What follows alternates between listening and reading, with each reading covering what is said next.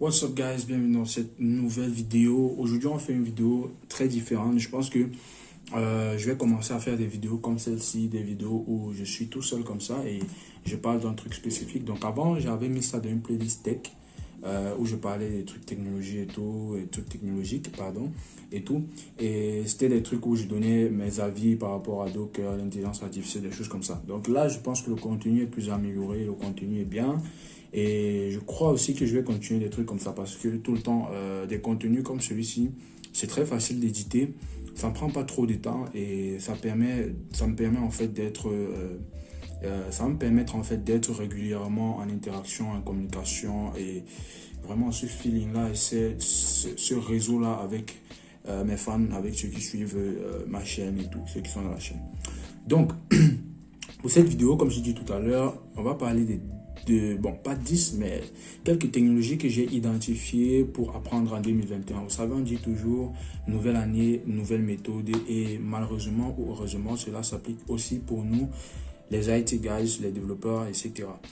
Donc voilà, pour cette année, il faut donc avoir des objectifs précis. Je sais que c'est fait tard, c'est le 26 janvier déjà. Donc on n'a pas vu le temps passer. J'aurais souhaité faire cette vidéo un peu plus avant, mais c'est pas grave. Donc il faut avoir des objectifs précis. Il faut connaître déjà où est-ce qu'on en est en termes de carrière, en termes de professionnel et tout. Et c'est en fonction de ça en fait qu'on va définir certains paths, un certain chemin à suivre, certaines technologies qu'on voudrait toucher, etc. Donc, pour le faire, j'ai donc identifié un certain nombre de technologies en fonction de mon expérience déjà. Donc déjà, en tant que codeur, je dirais que depuis que j'ai quitté l'université, donc le rythme a été un peu plus accéléré pour moi. Donc, je passe plus de temps au code, c'est vachement bien. Donc, cette année, comme vous le savez, cette année, j'ai décidé de faire une pause. J'ai décidé de ne pas continuer l'école. Donc, du coup, c'est vachement intéressant parce que ça me permet vraiment d'être dans ce que j'aime. Vous savez, l'école, à un moment donné, c'est comme un frein. Voilà, donc c'est pas pour décourager ceux qui sont des juniors dev, bien sûr. Si vous sentez que vous n'avez pas un certain niveau, etc., si vous sentez que vous avez des ambitions liées à l'école et tout, c'est mieux de fréquenter, c'est toujours mieux de fréquenter en fait. Donc, moi j'ai fait une pause sur l'école, donc j'ai quitté l'université. J'ai décidé cette année de ne pas fréquenter, je sais pas pour l'année prochaine, peut-être je vais pas fréquenter. J'ai des plans pour vous, j'ai des choses que je vais vous exposer au fur et à mesure. Comme j'ai dit, je vais faire des vidéos comme ça le plus souvent pour vous expliquer des choses. Donc, j'ai décidé d'arrêter l'école.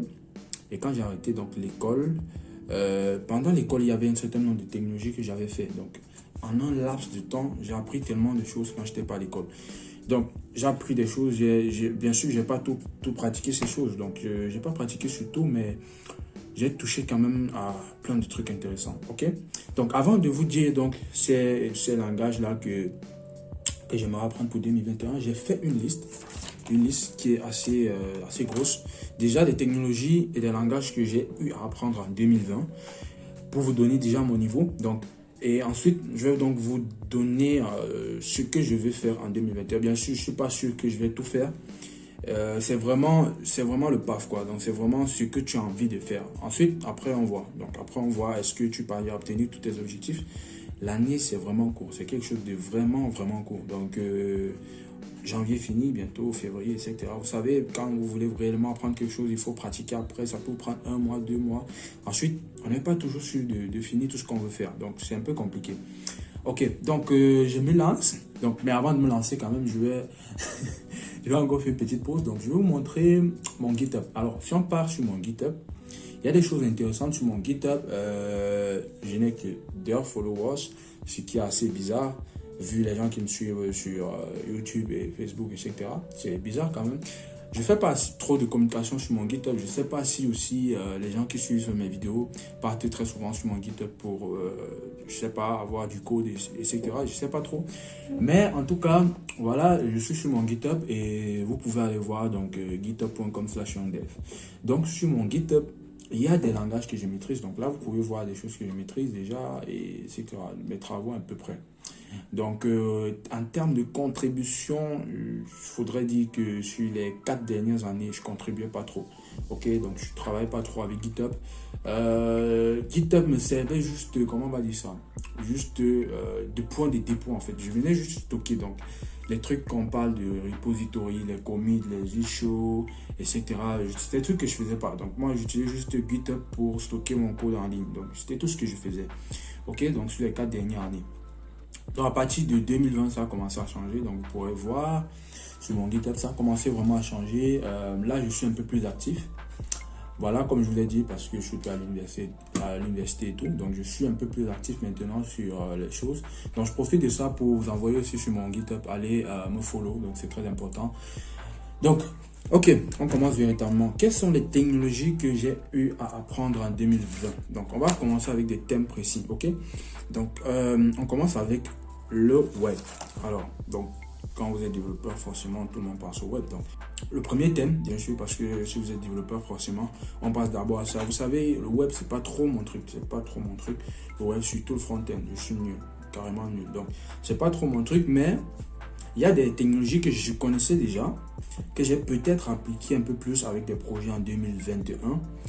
Donc, un peu intéressant, mais je ne vais pas les citer. Donc, je vais juste mettre ce que j'ai appris en 2020. Donc, en 2020, j'ai appris React.js. React. OK? React.js. Donc, React.js, intéressant. Ça a été intéressant. Je juge que je n'ai pas fini mon apprentissage de React.js parce que c'est quelque chose que j'ai fait vraiment dans fin 2020. Donc, fin 2020, je crois que je me suis lancé dans React.js vraiment en fin 2020. Je pense que c'était en novembre, je me suis lancé avec React.js. J'ai appris, bon, quand je dis fini mon apprentissage, c'est pas apprendre GSX ou les concepts et tout, mais vraiment appliquer ça à quelque chose de concret. Donc, c'est pour ça que j'ai dit que j'ai pas fini, mais j'ai appris React.js en 2020. Et React.js était un peu plus intéressant, pas forcément plus qu'Angular. Bon, Angular c'était avant, mais pas plus qu'Angular. Bon, c'est juste que côté communauté, je suis parti vers React.js parce que j'ai rencontré beaucoup de problèmes avec Angular, notamment au niveau des migrations, etc. Bon, il y a tout le temps, c'est pas l'objectif de la vidéo. Donc, je suis allé vers React pour voir un peu à quoi ça ressemble. Donc, j'ai mes copains développeurs qui me parlent beaucoup plus de Vue.js et tout. Ouais, c'est excitant et je sais. Donc, vu que je fais pas déjà beaucoup de web, donc quand je touche à ce framework là, c'est déjà beaucoup faire. Donc je vais pas me lancer là-dessus maintenant. Donc j'ai fait React.js et je compte vraiment m'améliorer dans ça. Donc ça c'est ce que j'ai appris en termes de web en 2020. Oui aussi, j'ai fait un peu de GraphQL, juste un peu de GraphQL. J'ai pas vraiment appliqué sur quelque chose de concret. C'est bien dommage. Ok, passons à autre chose. Au niveau du mobile, donc au niveau du mobile, j'ai fait essentiellement Flutter en 2020. Pas que j'ai appris, bon, j'ai pas appris Flutter en 2020, mais j'ai fait essentiellement Flutter. Parce que quand je regarde mon PAF de 2020, le langage même le plus que j'ai touché, donc si j'avais fait mon Wakatime à l'époque, à 75%, ce serait Dart. Ce serait Dart parce que j'ai beaucoup fait Flutter en 2020. Donc du coup, en 2021, je vais un peu me stopper. Il y a une formation sur la chaîne en Flutter pour ceux qui sont intéressés que j'ai lancé depuis. Si vous voulez aller voir. Donc, mobile essentiellement de Flutter. Essentiellement du Flutter. Voilà. Donc, au niveau du DevOps, l'outil DevOps, voilà. C'est intéressant parce qu'au niveau du DevOps, cette année, non pas cette année, l'an passé, j'ai travaillé avec Heroku. J'ai découvert véritablement Heroku. Vous savez, bon, à l'époque, on parle d'Heroku, voilà, on dit Heroku est bien et tout, mais est-ce que j'avais utilisé? J'avais pas vraiment utilisé. C'est en 2020 que j'ai vraiment touché Heroku, j'ai hébergé un projet sur Heroku, j'ai fait mes déploiements, j'ai fait les tests, j'ai fait du debugging, j'ai ajouté des noms de domaine, j'ai ajouté du SSL et tout ce que vraiment Heroku peut donner. Et moi, je conseille vraiment Heroku pour ceux qui font des applications web en Django. Donc, Heroku, c'est vraiment le best, quoi, le best des best. J'avais pensé d'abord à aller sur un VPS simple, mais ça m'a semblé un peu compliqué parce que déjà avec Heroku, vous avez un Dino Free que vous pouvez essayer. Bon, c'est vrai que je suis plus en Dino Free, je suis en payant maintenant, mais ça m'a permis de tester beaucoup de trucs, alors que si vous achetez un VPS, après, vous achetez au début, après, vous n'êtes pas sûr que vous allez pouvoir véritablement travailler avec et faire ce dont vous avez envie de faire. Mais c'est toujours bien d'avoir un VPS à côté pour tester vos choses en ligne, quoi. En parlant donc de cloud, j'ai un ami qui m'a conseillé aussi OVH. Voilà, donc c'était facile d'avoir un VPS sur OVH, et puis tu as ton VPS et puis ça passe vite. Donc vous savez, moi en termes de cloud solution, c'est plus GCP. Ok, donc à part Heroku, j'ai touché aussi Cloudflare. Donc j'ai travaillé aussi sur Cloudflare. Cloudflare qui est une solution SaaS qui vous permet de travailler sur de l'imagerie, des vidéos, etc. Stocker, c'est un peu comme quelque chose qui stocke vos vidéos et vos images qui sont générées sur votre site. Donc derrière, vous pouvez soit ajouter de la compression sur ces images, vous pouvez par exemple découper ces images, changer de format, etc. Donc c'est des choses qui sont possibles. Donc j'ai touché à Cloudflare, donc c'était intéressant. Et aussi, en termes de cloud aussi, j'ai appris à utiliser Camo. Camo que j'ai utilisé cette année, qui est une entreprise cloud camerounaise. Et ce que j'ai particulièrement aimé chez Camo Hosting, c'est la réactivité en fait. La réactivité, lorsque vous avez un problème, vous faites un mail directement à Camo et puis dans les minutes qui suivent, les gars vous répondent. Et puis c'est des Camerounais en fait qui ont les SaaS qui permettent d'héberger, d'acheter votre nom de domaine, etc. C'est vachement bien en termes de nom de domaine. Vous pouvez avoir vos noms de domaine à moins de 10 000 francs CFA. Donc c'est vraiment cool. Surtout des noms de domaine .cm, des choses comme ça. Donc c'est comme j'ai dit, c'est une solution cloud camerounaise. Donc, après le cloud, on va passer au DevOps. Ok. Au DevOps, en 2020, j'ai touché à Kubernetes. Donc, à l'époque, donc avant, je travaillais avec Docker et Docker Swarm. Ok. Donc, Docker et Docker Swarm. C'est vrai que j'ai pas encore réalisé vraiment une très grosse application dans ma vie pour orchestrer des containers. Mais voilà, donc dans l'apprentissage, dans l'utilisation de certains petits trucs, je le faisais plus avec Docker. Donc je me disais, bon, je ne vais pas me lancer dans Kubernetes alors que je ne suis pas une organisation, je n'ai pas grand chose à faire avec Kubernetes, parce que quand on parle de Kubernetes, c'est vraiment pour faire des trucs hyper complexes, scalables sur le temps et tout. Donc en 2020, j'ai appris Kubernetes. Voilà, c'était intéressant parce qu'il y avait des projets liés à ça justement. J'ai aussi appris Kafka, qui était un outil de streaming, donc streaming de données et tout, PubSub. Donc Netflix utilise. Netflix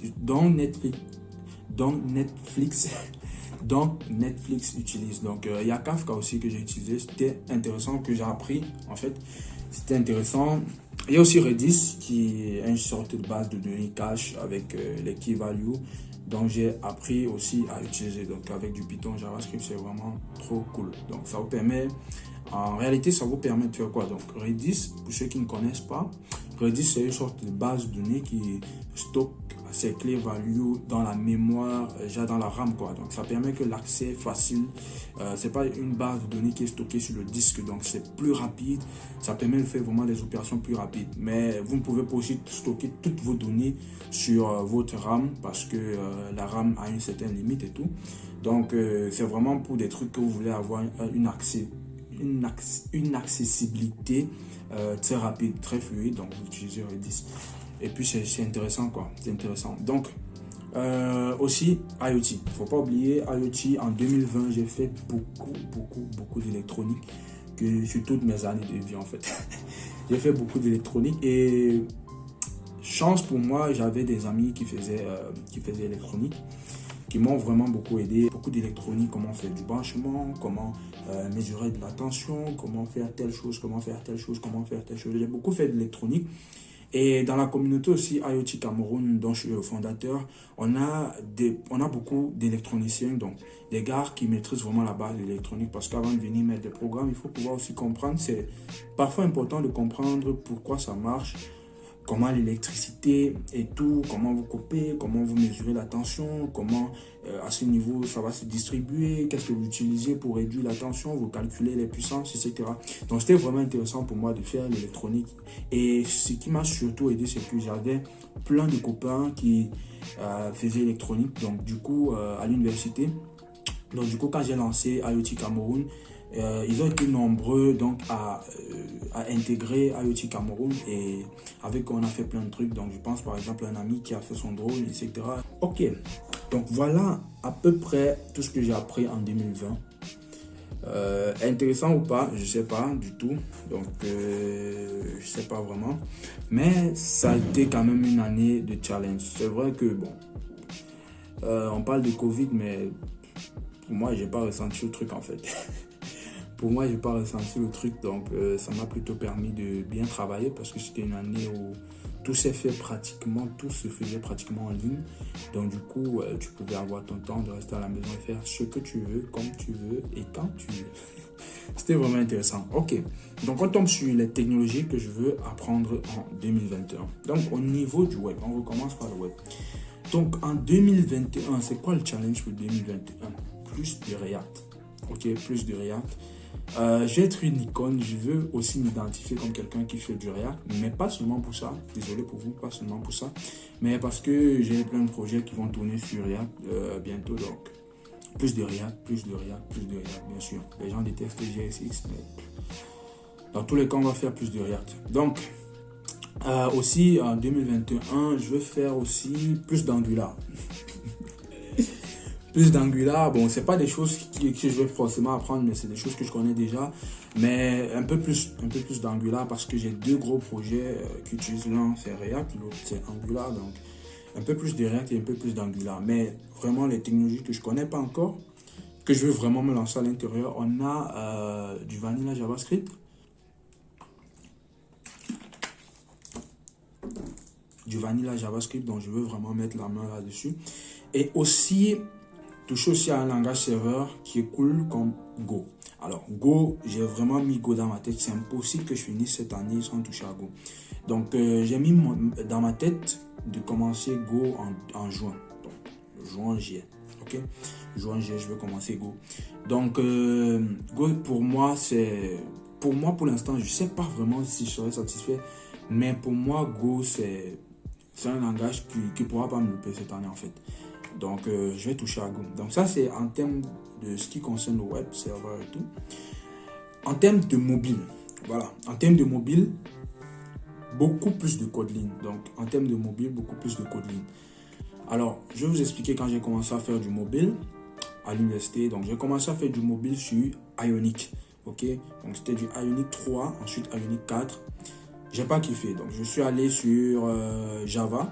J'ai commencé à faire mes vrais trucs en Java. Je faisais des formations en Java, Khan Academy et tout. Donc, à un moment, j'ai dû laisser parce que j'avais trop de choses à faire. Bon, pas tellement que ça m'intéresse pas, j'avais trop de choses à faire. Et il y a aussi le mythe que... Et il y a aussi une vérité, c'est qu'au fond de moi, je déteste un peu Java. Donc, je sais pas pourquoi j'ai jamais autant kiffé Java. Alors que c'est un langage hyper bien structuré en termes de programmation objet. C'est un langage qui est vraiment cool. Mais je sais pas pourquoi j'ai toujours détesté Java. Mais voilà quoi, donc je déteste, mais ça ne veut pas dire que je vais pas l'utiliser ou je peux pas l'utiliser dans le futur. C'est juste que je déteste en fait. Donc chaque programmeur a un langage qui ne me sent pas. Donc pour moi c'est Java en fait. Donc du coup, qu'est-ce qui s'est passé avec Java? Donc avec Java, j'ai fait mes premières applications, mes premiers trucs. Donc c'est vraiment du simple. Je peux pas dire que j'ai appris à faire des applications mobiles en Java. Donc c'est compliqué de le dire. Donc j'ai fait des trucs, j'ai fait des petites formations en Java et tout. J'ai dû abandonner. Comme je vous l'ai dit parce que j'avais beaucoup de trucs et puis j'étais branché par autre chose. Donc ensuite, qu'est-ce que j'ai fait? Donc, je m'étais lancé dans Dart à l'époque, quand ça venait de commencer et tout ça. Donc, j'ai fait donc Dart, j'ai fait Flutter avec le GDG et tout. Donc, je me suis retrouvé en plein dans du Flutter. Et à un moment, je me suis dit, mais est-ce que j'ai vraiment besoin de Java encore dans ma vie? Vous voyez? Parce que je fais tout en Flutter en fait. Donc, toutes mes applications mobiles que j'ai eu à développer, majoritairement, c'est du Flutter. C'est du Flutter et là je suis bloqué à un niveau, je veux créer des plugins, je veux pouvoir faire des choses, des extensions, etc. avec Flutter. Mais voilà, il faut aller toucher de la base, il faut rentrer dans du Java et ça ne m'intéresse pas trop de faire Java. Donc du coup, je vais me redirectionner vers Kotlin qui me semble intéressant. J'avais Kotlin, j'avais lu 2-3 articles. J'avais un ami qui a appris Kotlin de A à Z devant moi. Pendant ce temps, je faisais un peu d'intelligence artificielle. Donc, c'était super intéressant. Je voyais la vibe et tout quand il était heureux d'apprendre Kotlin. Parce que c'est ça, il y a l'entourage qui compte, il y a tout ça qui impacte. Donc, je vais faire du Kotlin en 2021 en termes de mobile. Donc, ça me permet de faire plein de trucs par la suite. Après, on va toucher au DevOps. Alors, le DevOps. en termes de DevOps, il y a plein d'outils. En termes de DevOps, il y a plein d'outils. On ne va pas tous les citer. Il y a plein de trucs que je connais en DevOps, par exemple, parce que même dans mon profil, je m'identifie plus comme un DevOps, donc Dev and Operations. Donc, je m'identifie comme un DevOps et pour 2021, je veux juste intégrer un outil dans mon flow. Et cet outil, ça peut être soit Jenkins ou Buddy. Donc, par le passé, j'utilisais Travis pour faire de l'intégration continue. C'est vrai que je suis pas aussi un gars trop fan de l'intégration continue parce que le plus souvent, les scripts que je fais, c'est du Python, de l'automatisation, etc. Je ne fais pas aussi trop de web. Hein. Donc, je fais plus de l'automatisation, plus d'IoT, un peu plus de back-end, un peu plus de cloud, etc. Donc, bon, l'intégration continue, c'est pas trop mon truc pour tester le UI, tester les choses comme ça. Donc, c'est pas trop mon truc. Mais cette année, voilà, donc je vais faire un upgrade. Je vais passer à Buddy ou Jenkins. Bon, Jenkins, c'est bien, ça tourne sur du JEE. Bon, c'est pas aussi trop intéressant comme il y a trop de Java. Donc, c'est pour ça que j'ai mis l'alternative Buddy. Et quand on regarde, c'est juste que Buddy est actuellement top 1 en fait. Devant Jenkins, il est le top 1. Ensuite, Jenkins est top 2. Mais Buddy aussi bien parce qu'on va pouvoir faire des tests. On va pouvoir faire des tests. C'est compatible avec presque toutes les solutions cloud, Amazon, et Google, etc. Et même votre fournisseur, sûrement. Donc, voilà pourquoi je veux aller plus sur du Buddy. Je sens plus du Buddy, mais après, je vais faire un benchmark des deux pour voir sur lequel je me lance véritablement. Donc ensuite, niveau cloud. Allez, vous savez que je suis plus GCP, Google Cloud Platform. Donc au niveau du cloud, ce sera toujours GCP. C'est vrai que j'ai dit tout à l'heure que je pouvais me lancer sur OVH, acheter un VPS et voir comment ça tourne chez eux. Mais généralement, c'est... Quand vous avez fait chez un fournisseur, après c'est la même chose partout. Hein. Donc c'est pas compliqué, c'est juste créer un compte et faire la même chose. Mais généralement, c'est la même chose partout en fait. C'est la même chose partout. Vous trouvez juste un fournisseur, vous voyez ce qu'il peut offrir de bon et tout. Ok, donc Google Cloud, quels sont les services de Google Cloud que je veux utiliser en 2021, que je veux bien connaître, bien maîtriser surtout. Donc PubSub pour commencer, PubSub qui est un peu l'équivalent du Kafka. Kafka de Amazon pour Google, donc PubSub. Ensuite, j'ai BigQuery que je veux bien utiliser, donc faire des requêtes BigQuery. C'est des choses que j'ai fait déjà, c'est pointillant. J'ai fait des formations là-dessus, mais je ne suis pas allé en profondeur, je n'ai pas appliqué. Donc là, il est question maintenant de pouvoir véritablement maîtriser pour mettre dans son CV que voilà, j'utilise BigQuery véritablement, je suis un expert en BigQuery. Donc il s'agit de ça en fait. Donc ensuite, il y a AutoML qui est une sorte d'engin d'intelligence artificielle de GCP qui permet de faire de l'intelligence artificielle. Bien sûr, j'ai prévu des tonnes de trucs pour vous.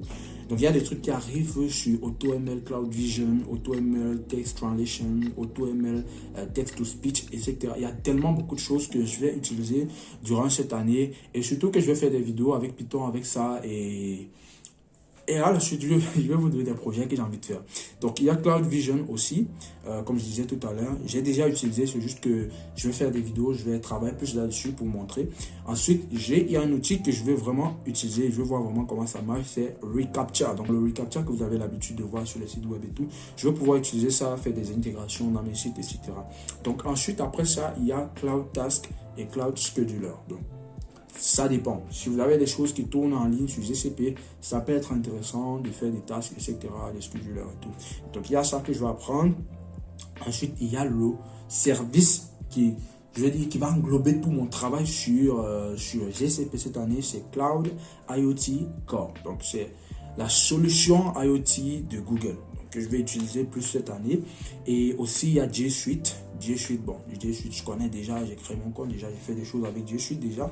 Mais je vais aller un peu plus dans G Suite. Vous savez, aujourd'hui, si vous travaillez par exemple dans une entreprise, je ne sais pas, ce ne sera pas toujours des grosses tâches que vous allez faire. Il y a des petites tâches comme on va te demander, toi l'informaticien, voilà, crée-nous un nouveau mail professionnel pour telle personne, fais peut-être telle chose, sur le compte, ajoute peut-être les agendas, crée peut-être un meeting, Google Meet, programme peut-être tel meeting. Donc c'est des choses qu'il faut connaître. G Suite, le pack G Suite en fait, c'est pour les entreprises. Donc si vous êtes seul, vous n'avez pas besoin de ça. Mais c'est quand même bien de connaître, bon, si vous avez des moyens, bien sûr, parce que après il faut payer, donc c'est des choses qu'on paye pour pouvoir donc utiliser. Donc ensuite, on va tomber sur l'IA qui est le dernier point. En termes d'IA, TensorFlow, je maîtrise. TensorFlow, je maîtrise. Bon, pas complètement, je ne suis pas un trop gros expert en TensorFlow. Mais voilà, donc je maîtrise la base pour pouvoir créer un modèle, réajuster, travailler, voilà.